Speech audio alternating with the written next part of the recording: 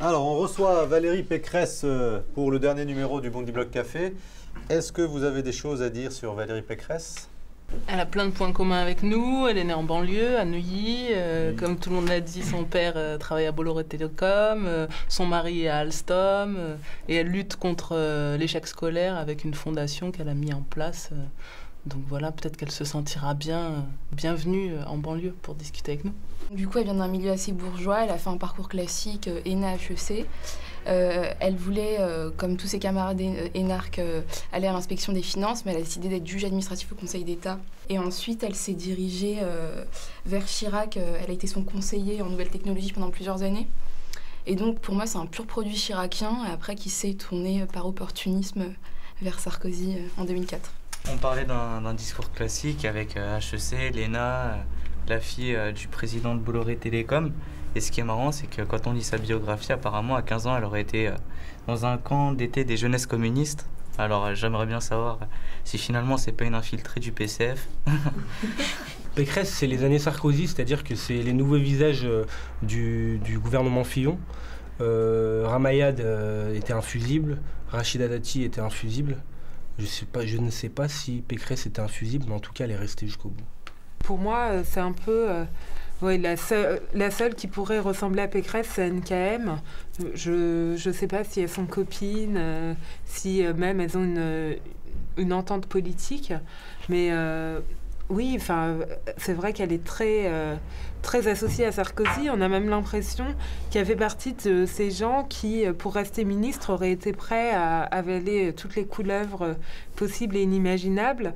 Mais est-ce que vous vous identifiez à une femme comme Valérie Pécresse, qui est une femme de droite, donc de l'UMP, et qui a priori est plutôt une femme qui a eu un itinéraire assez balisé de par son milieu social? On a l'impression que c'est un peu trop sage. C'est-à-dire qu'il n'y a pas eu de vrai clash, de vrais trucs qui marquent, des vraies déclarations, des phrases chocs, des trucs symboliques. Et on a l'impression que c'est juste un parcours de bon élève.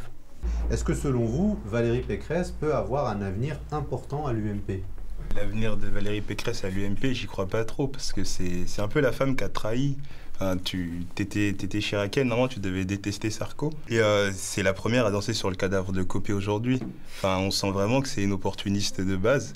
Et ça va pas marcher. Et il y a une nouvelle génération de l'UMP qui ont plutôt 35-40 ans, qui sont plus réformateurs qu'elle et qui ont plus la niaque qu'elle, donc ça va pas marcher. Je pense que Valérie Pécresse va avoir du mal à prendre plus de responsabilités. Je pense qu'elle en a pas vraiment l'étoffe. Et puis ils sont à peu près 48 à être candidats. Voilà, je vois pas sur quoi elle peut s'appuyer pour monter dans la hiérarchie. Et puis faudrait tuer Fillon, et à l'heure actuelle c'est un petit peu compliqué. Enfin, je vois pas comment elle peut faire pour tuer Fillon, NKM et tous les autres qui attendent que l'UMP revienne un peu dans l'escarcelle de l'aile disons gaulliste sociale voilà, qui a été abandonnée par Sarkozy. Fillon était chiracien et rejoint Fillon et pas Copé qui lui est sarkozyste. Donc là, ça pose un problème. Bah non, mais après, c'est une question de sensibilité. Non, c'est une question de sensibilité politique. Après, il faut choisir entre la droite ou la droite sociale. Elle est issue de... Fillon n'est pas la droite sociale, mais c'est pas... Valérie Pécresse, là, elle est trop prudente. C'est-à-dire qu'elle dit partout dans tous les médias, il faut prendre son temps, l'UMP est en crise, etc. Bah, pour l'instant, je pense qu'elle est trop prudente et qu'elle aura du mal à trouver sa place. Son avantage, c'est peut-être d'être entourée de gens qui s'écroulent les uns après les autres. Donc au final, elle reste droite, et tant qu'elle n'aura pas des casseroles qui lui tombent dessus médiatiquement et judiciairement, elle pourra continuer sur sa lancée. Quel est votre regard aujourd'hui sur la situation politique sur laquelle deux mots-clés, malgré tout, ont émergé depuis une semaine, c'est décomposition et démonétisation?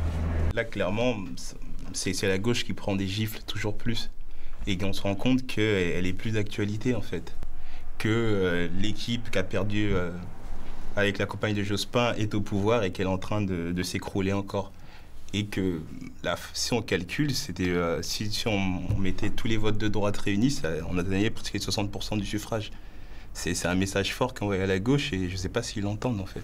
C'était prévisible, mais moi je me demande plutôt au niveau de la jeunesse, qu'est-ce qu'on attend et quand est-ce qu'on va réagir? Parce qu'au final, voilà, le FN, tout le monde était dégoûté, parti en tête aux élections européennes, mais tout le monde est en train de planifier ses vacances, tout le monde continue sa vie quotidienne. Donc en fait, qu'est-ce qu'il faut en France pour réveiller la jeunesse ou réveiller tout le monde?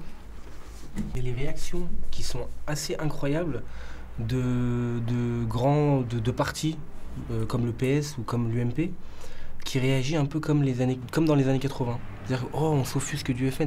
Mais si on ne les attaque pas sur les vraies idées, sur des choses concrètes, sur des programmes, et si on arrête de jouer la sérénade, de dire ah oui, alto-racisme, ah oui, racisme, mais si on ne les attaque pas sur le programme, ça va continuer à augmenter. Il n'y aura pas de problème pour le FN, c'est un boulevard si on ne les attaque pas sur le programme.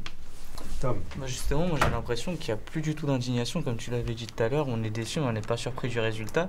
D'ailleurs, la marche citoyenne contre le FN qui a eu jeudi dernier, il n'y avait même pas 5000 personnes. Oui, mais à un moment, il n'y avait pas le PS, il n'y avait pas l'UMP.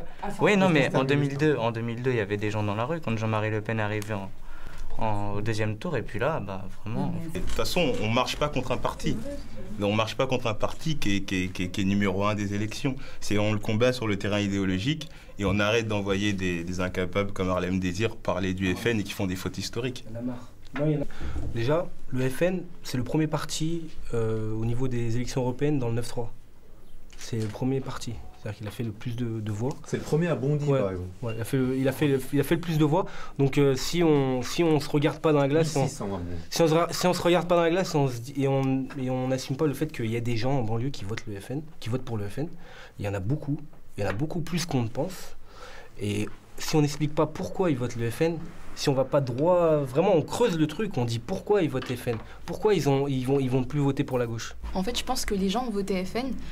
Déjà parce que les partis UMP et PS se désagrègent totalement, mais aussi parce que ils deviennent eurosceptiques, ils comprennent rien à l'Europe et ils se disent en fait je m'identifie à ce parti-là parce que eux me comprennent, c'est comme un effet miroir quoi. Mais après moi personnellement ça ne me fait pas peur en fait cette montée du FN parce que je sais que les gens sont pas forcément au courant de ça parce que ils comprennent pas rien à l'Europe, mais le Parlement a tellement peu de pouvoir qu'au final même si les députés FN sont majoritaires à l'Assemblée aujourd'hui, ça n'impactera pas forcément les politiques qui seront menées au niveau européen.